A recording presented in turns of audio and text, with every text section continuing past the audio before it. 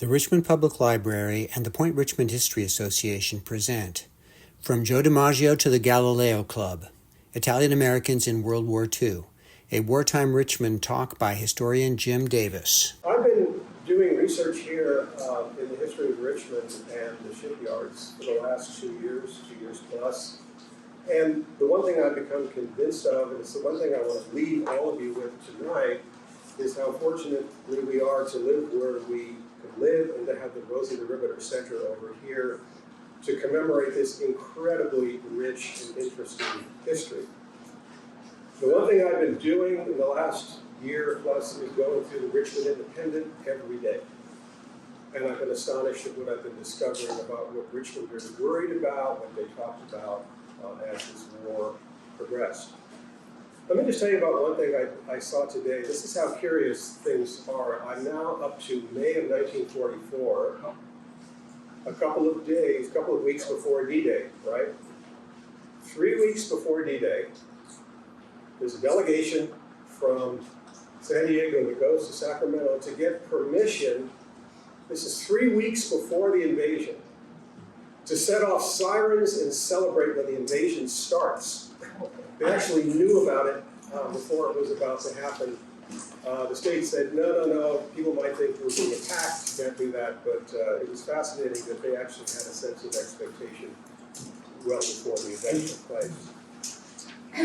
Well, tonight we're going to be talking about Italians, and I always have a statement to make in full disclosure, an apology, and that I'm somewhat embarrassed by this. I don't have a drop of Italian blood in me. But I have a tremendous respect, not only for the country and the language and the culture, but for Richmond Italians that I grew up with. So this has been a labor of love. But also it's been very disturbing to realize what some of them were forced to experience here in World War II. It's a little known chapter. And that's one of the things I want to share with you tonight. To get us into this topic, I wanted to start by reading some congressional testimony to you. It goes as follows. I was not the only son who came home from the war to find that their parents or other members of their family had suddenly become enemy aliens. I remember my father was forbidden from fishing or even visiting his friends at the wharf because it was in a prohibited zone. I do not know the extent, but I am sure my father was changed after his experience as an enemy alien. That is a jarring phrase right there that every time I came across it was disturbing, enemy alien. The number of people affected by these events will never be known, and the effect on the Italian-American community can never be measured. This testimony took place in 1999 before the Senate Judiciary Committee. The speaker, I wonder how many of you know him, Dimaggio, baseball fan. He was a former Major League Baseball player with the Boston Red Sox. Maybe you know his brother better. New York Yankees, Joe Dimaggio. A little bit about them. There's a family all crammed into one room. There were actually 3 brothers, all of whom played in the major leagues. Joe was from Martinez, by the way, originally, before he became associated with San Francisco. I love this because it has San Francisco seals. Does anyone remember that? I won't embarrass you. No one. It's like, anyone know ancient Rome here? And here's Joe, Maryland. In other words, this family was about as famous as you could get in World War II. Despite this, and that Joe had also served in the military in World War II, the Dimaggio parents, Giuseppe and Rosalia, as Italian-born non-U.S. citizens, and that's a really important phrase we're going to be using a lot tonight, non-U.S. citizens, Italian-born but resident in the United States. They were forced to carry enemy alien ID cards. They were forbidden to travel more than 5 miles from their home without permission. Giuseppe was a commercial fisherman. He operated out of Fisherman's Wharf in San Francisco. He was not allowed to go to the wharf. All this happened to them because they were Italian-born, non-US citizens who were, by chance, resident here on December 7, 1941. Similar stories could be told about all kinds of non-citizens, Italians, many of whom lived in Richmond, and we'll get into some of their stories in a moment. Domestic internment is something I'll bet a lot of you have heard about, associated with the Japanese, right? 120,000 of them removed from the western states, from Washington, Oregon, and California, and forced to live in war relocation center camps for much of the war. Less is known about the treatment of non-citizen Italian Americans tonight. Here's just a political, this is one from the Independent political cartoon about this obsession with enemy aliens that we had, especially in California, in the early months of the war. And we don't want to get ahead of ourselves here. This, I just want to put this up if you are interested in pursuing this further. This is a very fine book about Italian Americans in World War II. I drew heavily. This man lived in Bolinas. I think he moved to Berkeley recently. An excellent historian if you want to pursue this whole topic in more detail. But I don't want to get ahead of ourselves. Let's talk about Italians generally, how they got here, where they came from, to be able to end up in the kind of predicament that many of them will end up in 1942. In the late 19th and early 20th centuries, Italians formed a large immigrant community in the United States. The greatest influx of Italians to this country came between 1880 and 1820, when 4 million arrived, many of them settling in neighborhoods in East Coast cities, large East Coast cities.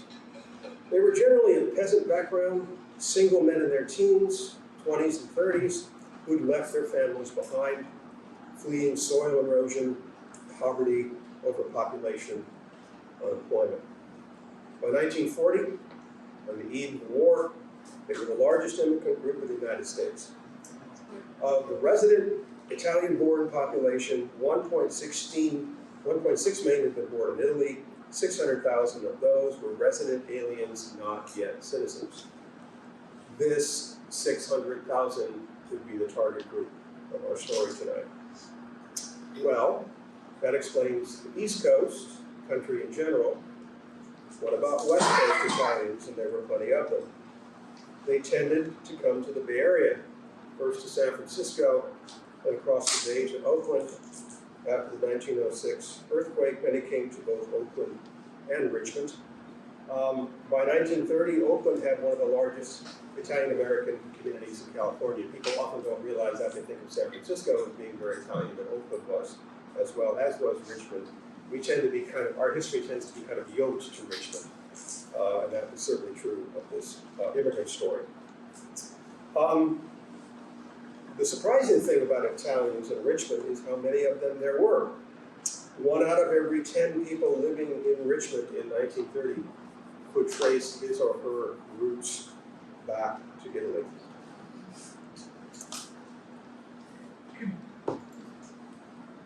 And like immigrant groups, they didn't live everywhere. Certain parts of the city. So this is where you are now. Point Richmond was definitely a location for many. I think one of the most interesting parts of the history of this city is North Richmond, which underwent an incredible transformation in World War II. It was also an Italian area. It was largely Italian, Portuguese, this is before the war, and it had a couple of hundred blacks in it. There were very few blacks in Richmond before the war, but a lot of them were in North Richmond.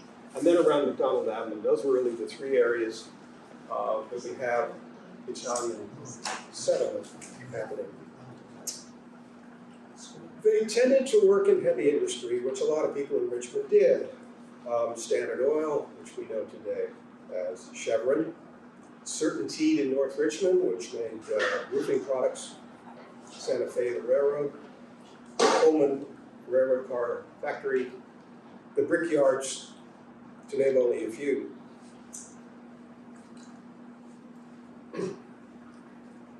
This is an interesting place, Felice and Pirelli. It was on the waterfront, and a lot of, you notice it's an interesting photograph sociologically. The male managers are in front, and this ocean of women who actually did the work behind them, and almost all of these women were Italian Americans working at this plant. And then one of my favorite places, currently in the news, Winehaven. You've all heard of Winehaven, right?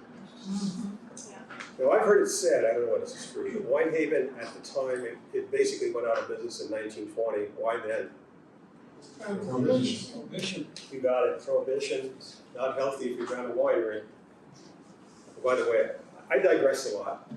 One of my favorite stories is Beaulieu Winery, because some of the wineries did survive prohibition because they made medicinal wines. They also made sacramental wines for Jews and Catholics. And Beaulieu Vineyard was one that kept producing, and they actually had in the tasting room during prohibition a communion rail. So Winehaven itself was called at the time, and I don't know whether this is actually true, the largest wine producing facility in the world. And then somebody said it's the largest wine producing facility in California. I'm here to tell you tonight with 100% certainty that this was the largest wine producing facility in Point Richmond.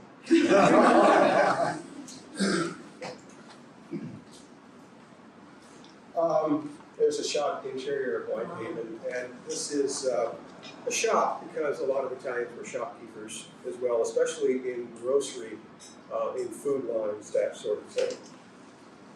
Fishing. We didn't have a lot of commercial fishing in Richmond. Some, but not much. Any commercial fishing in California before World War II was almost entirely Italian. The three major centers were Santa Cruz, Monterey, and Fisherman's Wharf in San Francisco. We did have some, I don't know if you know it, when you're looking out the bay, you're looking at the top of the Southampton Shoal, right here, right? Sort of a shallow area. That was really good for fishing, for commercial fishing before World War II.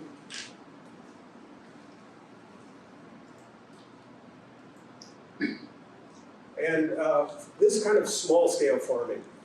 So a lot of Italians, we would call it mixed livelihoods. They would be working, let's say, in one of these industrial plants and growing their own food on a small plot of land. This is what North Richmond basically was. And the other side of the hill in Point Richmond is the same sort of thing.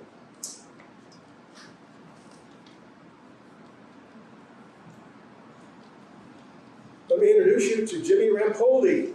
He's a Richmond Italian. Here he is in uniform in 1944. He described a father who worked at St. raised a cow, some chickens, rabbits, vegetables on an acre of ground. It's a small amount for agricultural activity. He also got caught making wine during Prohibition. This also wasn't unusual for Italians. And it landed him in the Point Richmond jail right across the street, where Jimmy visited him regularly.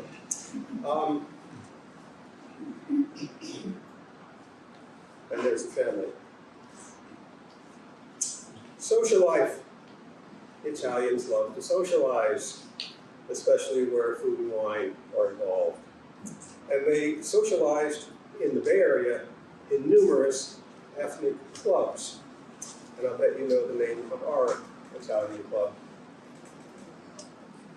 There it is, the Galileo Club, founded in 1932. And the venerable Women's Auxiliary, which the club still has, was added in 1938. It became a center for defense training in World War II. They did everything to appear patriotic, like a lot of enemy alien groups. They became kind of hyper-patriotic. That includes Japanese Americans, German Americans, Italian Americans, to sort of broadcast their loyalty. The Galileo Club became the center of parades, beauty pageants. They even staged the landing of Christopher Columbus at the Blake Brothers Quarry Beach. So Christopher landed here, and here's Queen Isabella, Anna Arcanero in 1939 in her gown as queen for that festivity. Well, all this created a rich social, economic life for 1 out of 10 Richmonders by the time the war started on December 7th, 1941.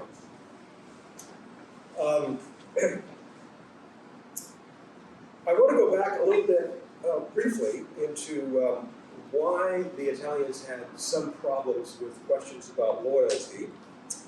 And it has to do with, as we look at enemy alien groups, we always have to be aware of what's happening outside the United States, right, in Japan, in Germany, and in Italy itself.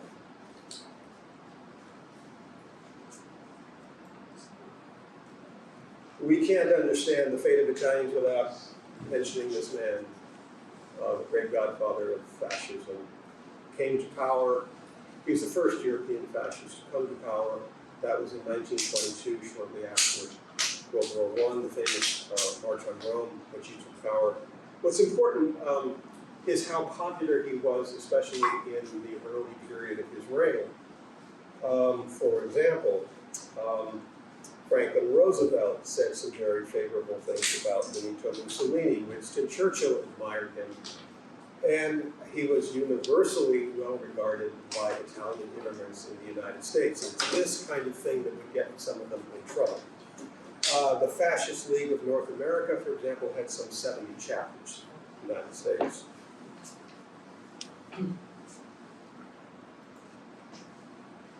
And here he is with, the guy on the right originally almost worshipped Mussolini as a matinee idol, and that role reversed by World War II.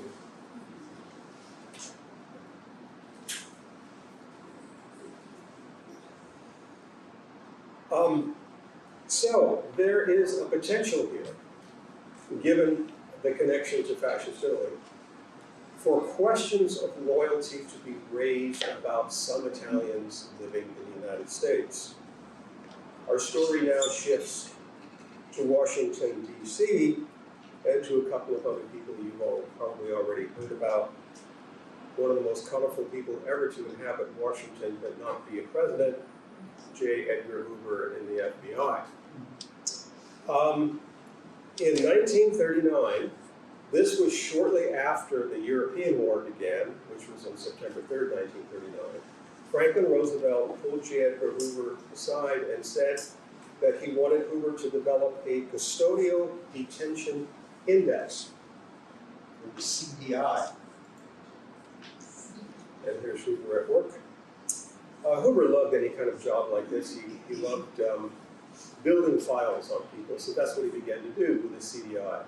And the group he was surveying was Italians, mainly if they were Italian language teachers, if they were members of a World War I veterans group, or if they were somehow involved in an Italian language newspaper. They got on the CDI. Now, what is the CDI?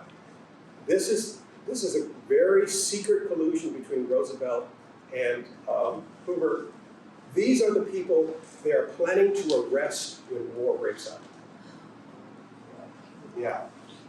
Now, Hoover, I don't think much about Hoover. He had two kinds of files. He had the more accessible files, and he had his private files.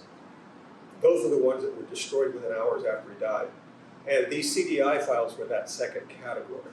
So they really were something that he was trying to conceal. So the CDI became the database that they're going to use when they move against certain Italians here. In other words, they have their arrest planned already before Pearl Harbor even breaks out. Then came the declaration of war. December 7th, 1941, and I'm sure all of you are aware this is one of the most important days in American history when so many things would change for so many Americans. Let's just walk you through day by day. December 7th was the attack. December 8th, Congress declares war. And now the Roosevelt administration is worried because we're at war with Japan. But what about Germany and Italy? And what about Germany? Anyone know what happened with that? Yeah, they declared war. They declared war on us. Roosevelt goes, relieves me of that burden. Both the Italians and the Germans declared war on the United States on December the 11th, 1941. So within 1 week, we are at war with three nations as a result of Pearl Harbor.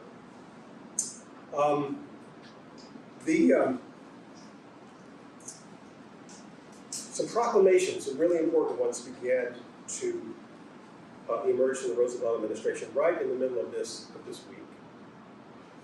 They were a series of executive orders that are going to be very important for our story. What they're going to do is to legally create the idea of an enemy alien.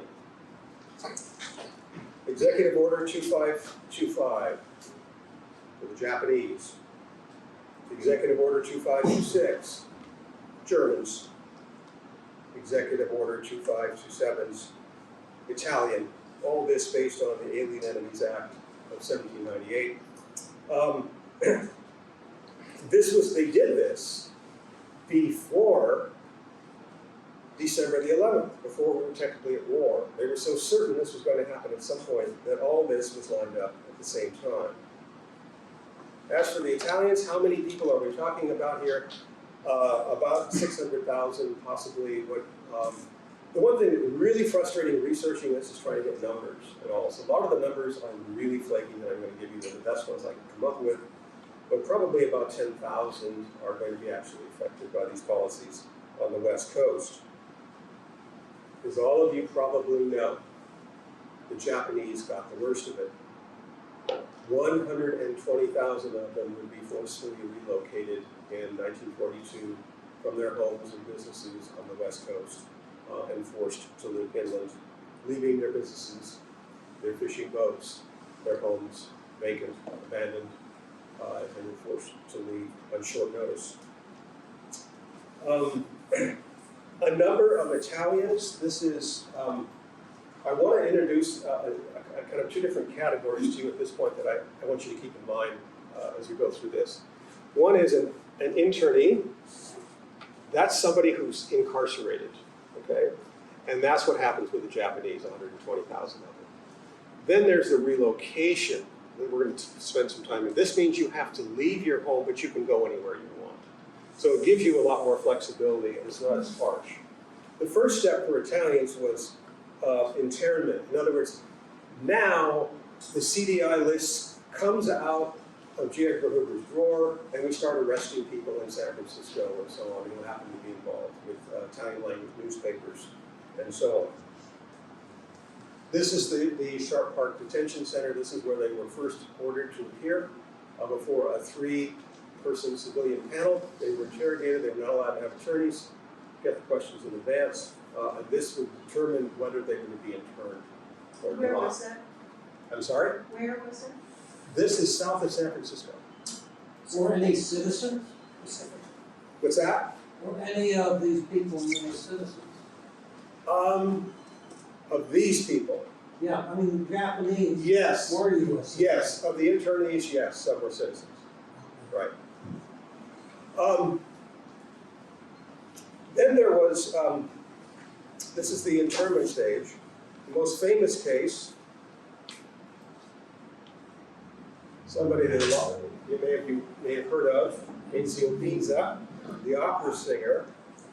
On March 13th, 1942, 2 FBI agents descended on his Westchester, New York home and took him into custody.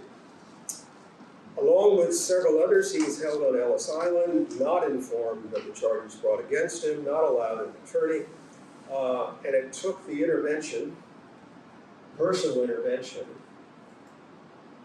of Thomas Mann, the writer, the German writer, to get him out, basically. And he was freed after about 11 weeks. But as is so often happened in these cases, he was so traumatized by it, his wife claimed he never really recovered from the experience. He died in 1957. So that was internment. the first step. If you were interned, you were in serious trouble, and there was no picnic being interned in World War II. But it wasn't only internment, it was the second development, relocation, that affected far more Italians, especially many Italians who lived here in Richmond. What really launched it was something you've probably heard of, Executive Order 9066. That's often cited as the basis that Roosevelt administration issued this in February 1942. That was the basis of relocating the Japanese.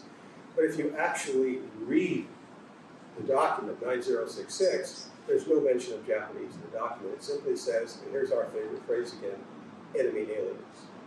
They are the ones that are going to be targeted, whether they're Japanese or not.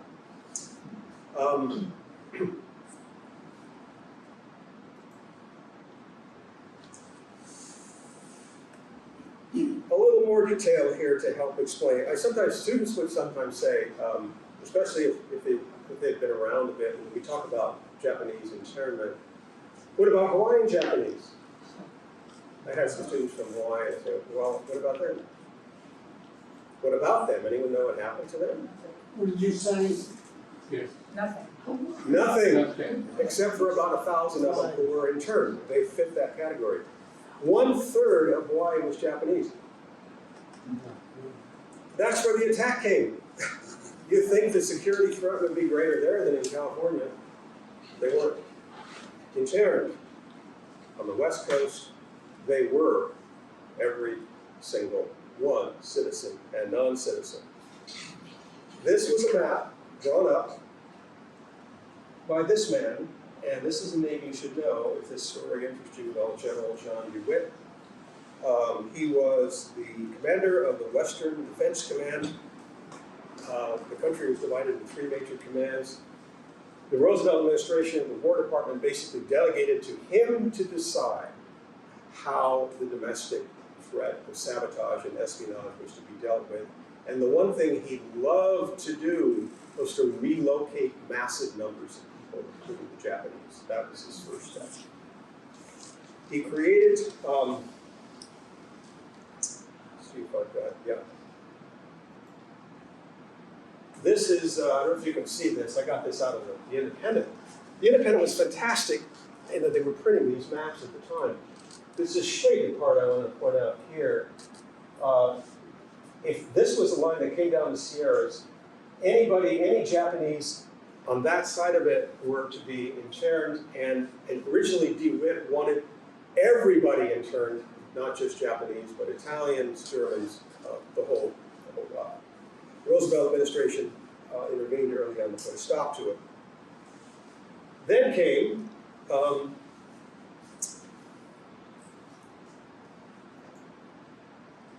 this also was in Independent. It was fantastic that this was in the Independent because I had trouble finding this otherwise. Okay, now we're in the Richmond here. He loved not only to deport large numbers of people, but he liked drawing these maps with zones in them.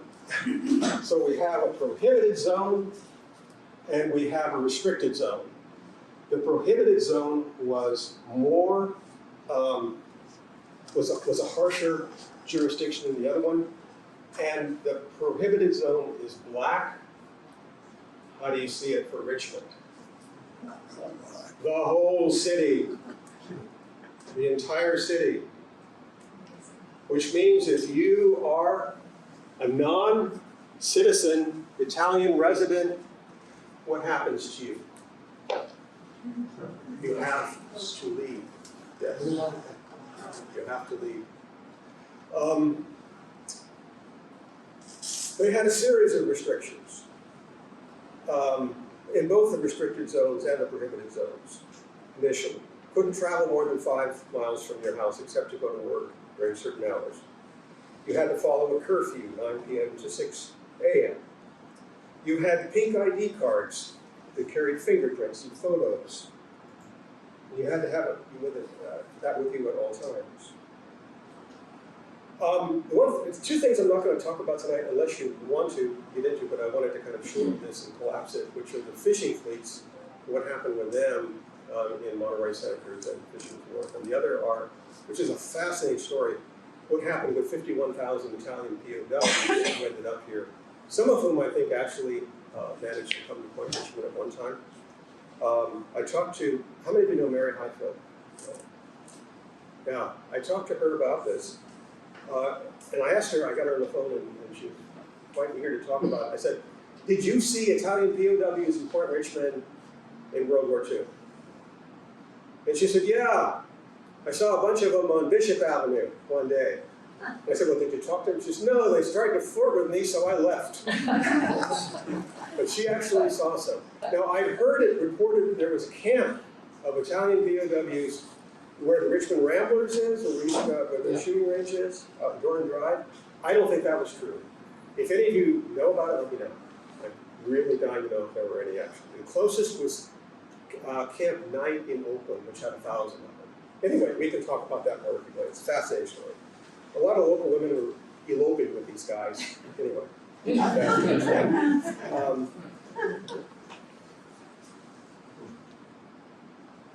So the Italian residents were caught up in this turmoil of 1942. And the one thing you get if you look at the Richmond Independent in 1942 or any other publication, West Coast publication, is there was near war hysteria here until about June or so.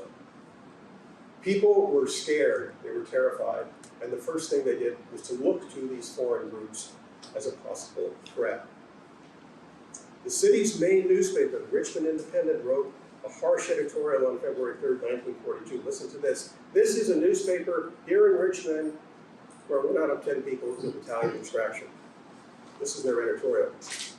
War makes possible enemies out of people whom we have considered friendly acquaintances for many years. Yet, the dangers attendant on having people who could furnish information to the enemy in our midst is too great to allow any relaxation of alertness. Aliens loyal to Mussolini and Hitler are just as dangerous right now as the Japanese. Many went out of their way to demonstrate their loyalty to the United States. The Galileo Club sponsored bomb drives, all sorts of public events to stress their patriotism. And then the post office got involved.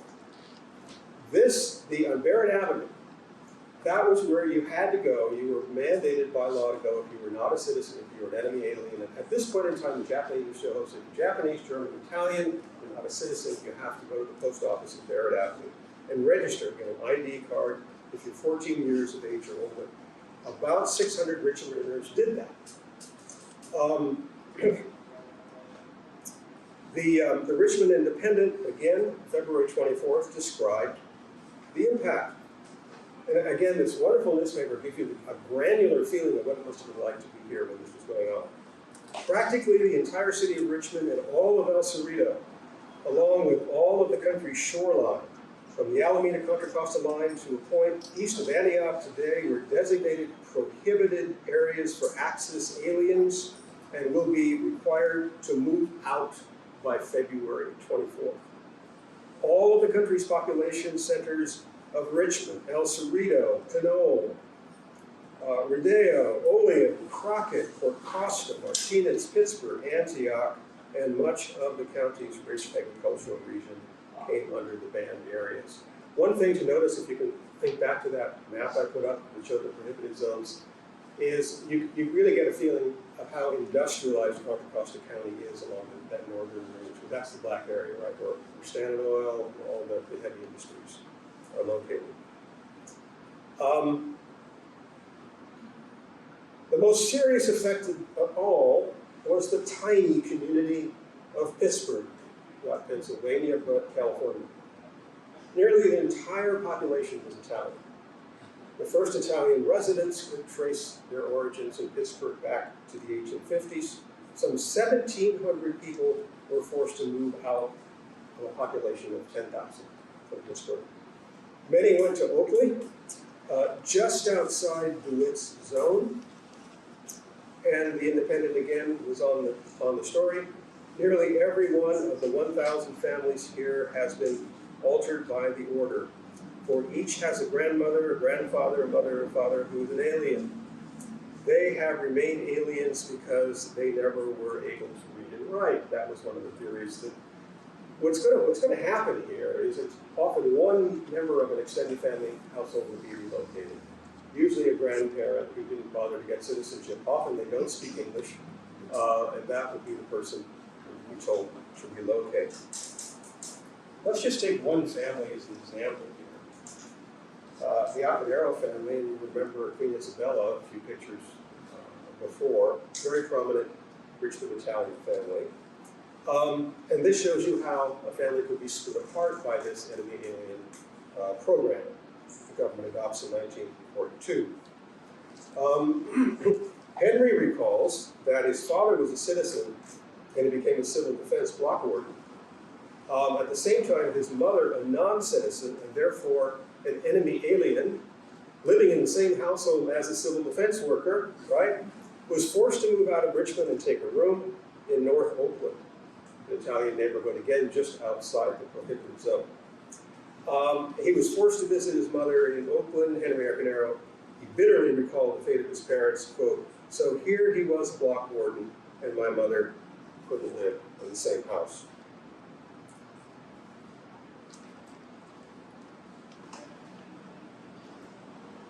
And here's Henry Apanero with his mother, who was relocated.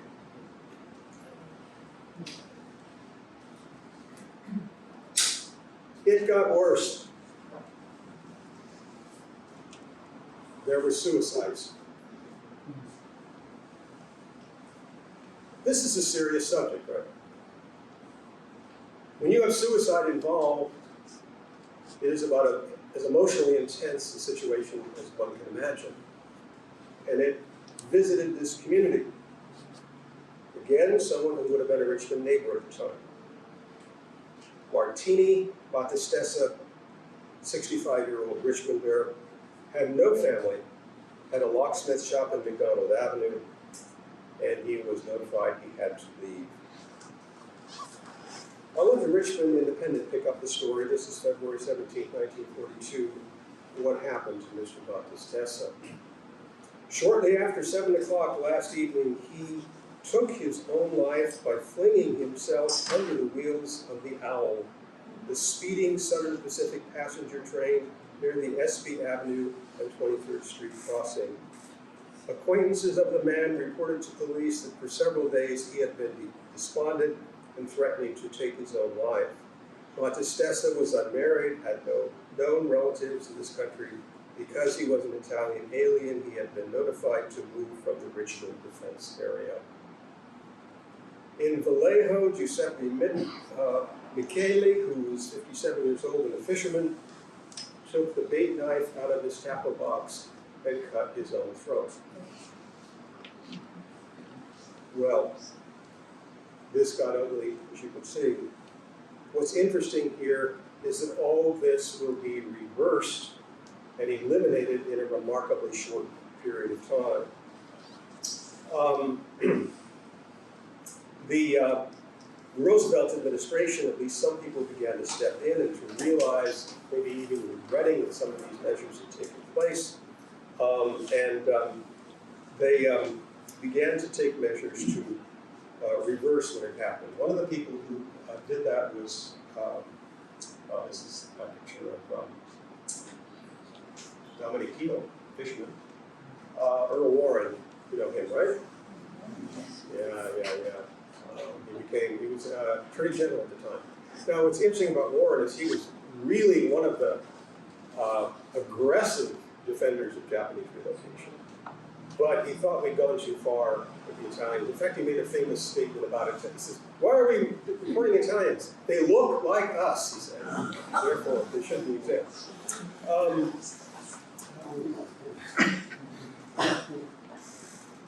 Now, okay, put your thinking caps on, okay? All this is going to be reversed in a speech made by the Attorney General, Francis Biddle, on Columbus Day, 1942. Columbus Day, 1942. Why would they reverse this in October of 1942? I'll give you a hint. Anniversary of Columbus, an Italian holiday. That speaks to the day, but I'll give you a hint. We're going to be going through it again in about 5 weeks.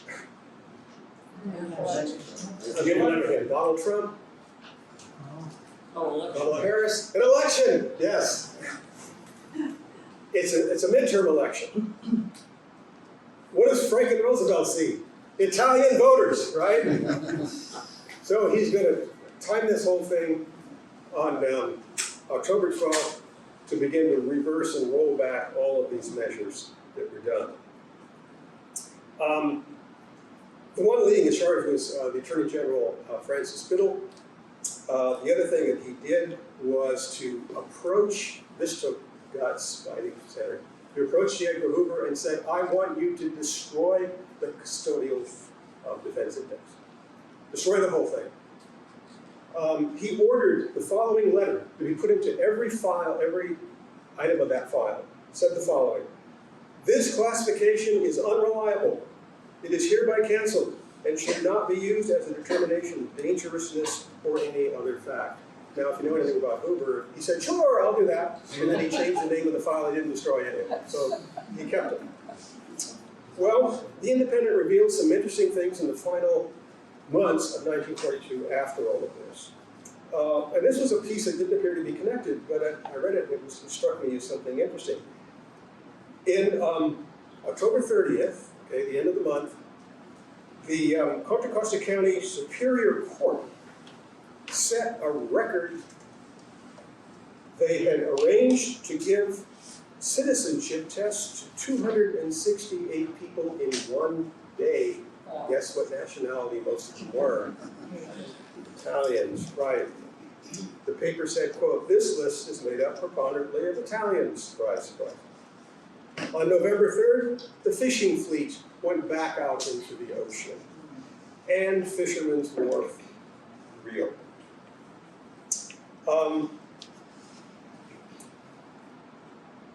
Apologies, we tend to get them. A good time to apologize is when nearly everybody involved is dead, right? This one came in 2010. The California legislature passed a resolution apologizing to Italian Americans who had been detained and relocated in World War II. Well, what can we, if we're going to summarize all of this and try to make sense of it, what are some of the conclusions we can come to? I think one thing, in other words, the difference between how one enemy and alien history versus another, we have to look at race and ethnicity. And one recommendation I have of anybody working in Richmond history on almost any topic is to look at race. It's always there in one form or another, coming up, often in very concealed, non-public ways, but it's very real nonetheless. Here, remember what Earl Warren had said, the Italians are just like us.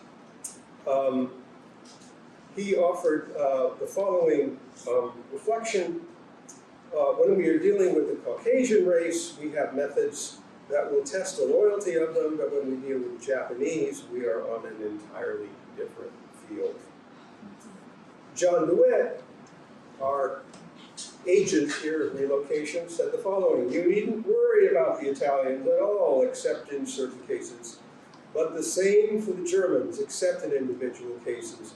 But we must worry about the Japanese all the time until he is wiped off the map. Wiped off the map. Richmond Independent editorial of April 1933 followed suit. I quote, the treachery of the Japanese is born in them. They inherit it. They cannot get rid of it. It is nurtured and fed through knowledge that they are not and never will be equal to the white man. This treachery will continue to be one of the principal Japanese traits as long as there are Japanese on Earth. There were groups active in 1944 with names like keeping the Japanese out of the West Coast. They didn't want them to come back even after the war. They wanted those rules to remain in place. But I don't think we could leave here tonight without realizing that the Italians suffered a certain amount of discrimination as well. Let me refer you to a document I found rather shocking when I read it. This is from the American Navy, the 12th Naval District, in 1939. And the district was assigned the task of looking at the fishing boats with, again, this is 39 before the war, of using these boats, which they're going to do, impounding them and using them for minesweepers and whatever you normally use small craft, because they had a real shortage of them. So they're going to impound many of the fishing boats and use them and then return them after the war. So the question came up, okay, we're going to borrow the boats, right? How about the crews? They're all Italian, and we use them. This is what the report said. The majority of the Italians are not good seamen, good fishermen, nor good navigators. They are not over-intelligent, do not know the rules of the road, and in general appear to have the characteristics of big, overgrown children. This is a naval report.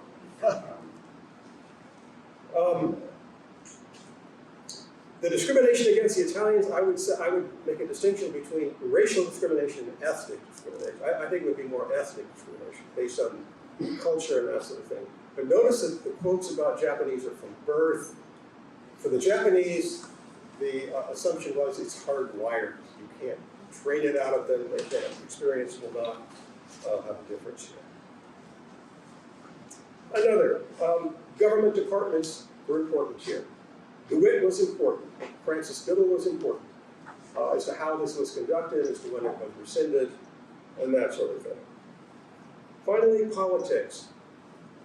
This often goes unmentioned, but I think it should be mentioned enough. Why did the Italians suffer, but not as much as the Japanese? There were no prominent Japanese politicians in the United States in 1942. But there were prominent Italian politicians who put pressure on, such as the mayor of San Francisco, Angelo Rossi, the head of Bank of America, E.P. Giannini, and of course, I'm sure some of you have all heard of Fiorello LaGuardia, mayor of New York. There's a good one. Giannini and Rossi and Fiorello LaGuardia together. Well, we should end here.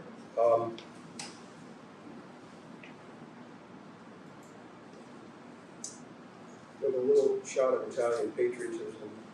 I think the worst part of our story, which was captured by Dimaggio in his testimony in front of the Senate Judiciary Committee in 1999, which is the psychological impact of this, and we saw it with the Enzio Pizza story and so on. I don't think any of us in this room, I assume that none of you were adults in World War II, have any idea of how devastating it was to have your loyalty questioned at this point in American history, especially if you were from an ethnic group striving to assimilate. To have that doubted, to have that questioned, was one of the most devastating psychological experiences. In some ways, one that you would probably never really recover from. And I think that is what we have to take away here. Then I want to add, include an odd personal note.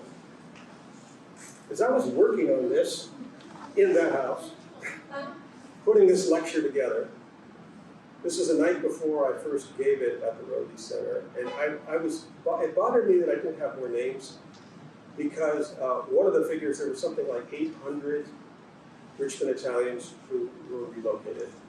And I asked Lawrence DeStasi, the guy who wrote the book, I caught him on the phone, I said, does this make sense to you? It seems high to me. 800 in a city of 23,000. He said, no, it's probably right. Especially in Richmond, he knew Richmond with so many Italians. So I'm sitting there trying to get a sense, and I realized that I was living in a house that had someone who had been relocated right where I was sitting.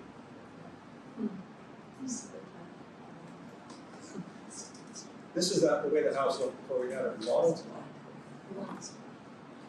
And this was a family who lived there, and the lady on the left was a lady who lived in my house and was relocated. This is Rosa Orsini Frazzini, the Frazzini family. I don't know how many people know them. I love that picture on the right, those are the three kids. That's Frida and Alan and Sigmund. They're proudly wearing clothes that their mother made for them. She was a professional seamstress, I guess you would call it, almost a resident or tailor, but she had made those clothes. She was relocated to Piedmont. And the fact that I didn't know very many people who had been relocated is revealing in itself, because I was told, several people told me, that Italian families still do not want to talk about this. They're not comfortable with it. And so it was really hard to come up with names, and one of the names just happened to be where I was looking. So I thank you for your attention, and if you have any comments, I'd love to hear it. And if you want me to talk about UWs or fishing fleets, we can do that too. Whatever suits your fancy.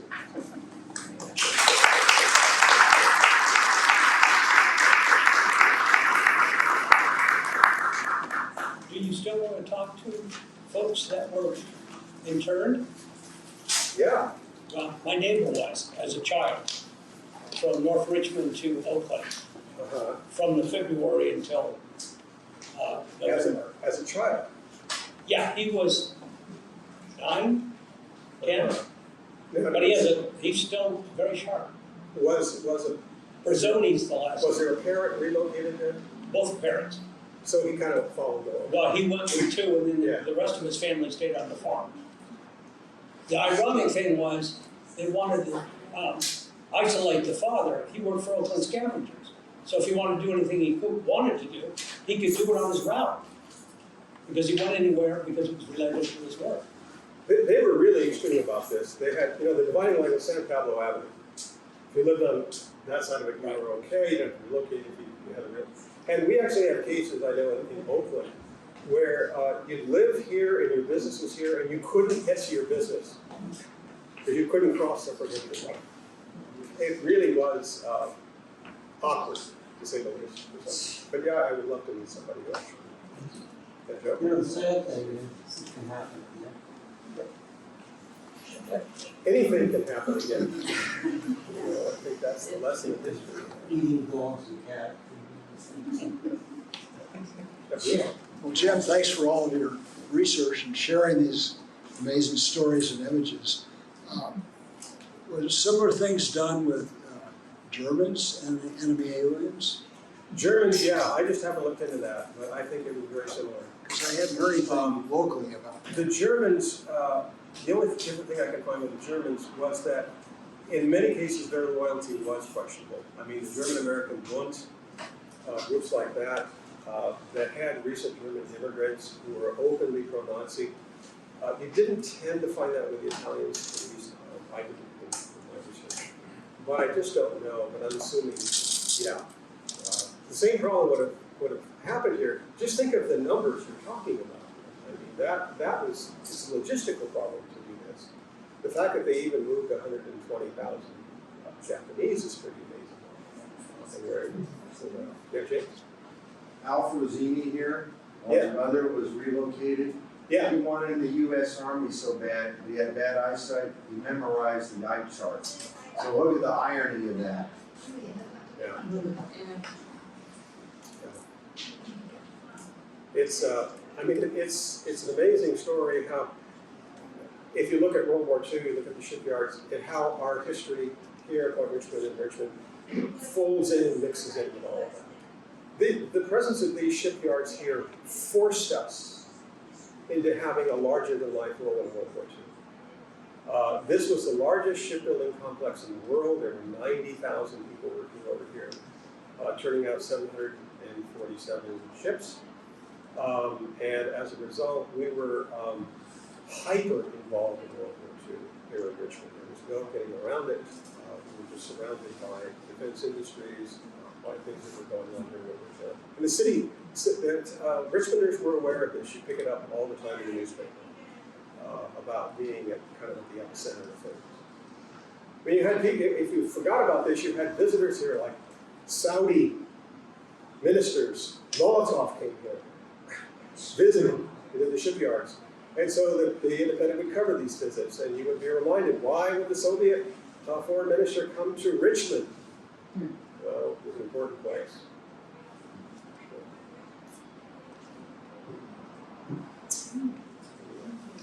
We have 3 more wonderful talks coming your way. So, and I would urge you, if you are interested, I give talks the 2nd and 4th Thursdays at 2:30 at Rosie Riveter on some topic involving World War II. The next one coming up, I'm really excited about because it was so much fun, which is clothing and fashion in World War II. Zoot suits, that sort of thing, what happened. The 2-piece swimming suit, all these things. Sweater girls are a really important part of that history. Thank you, Jim.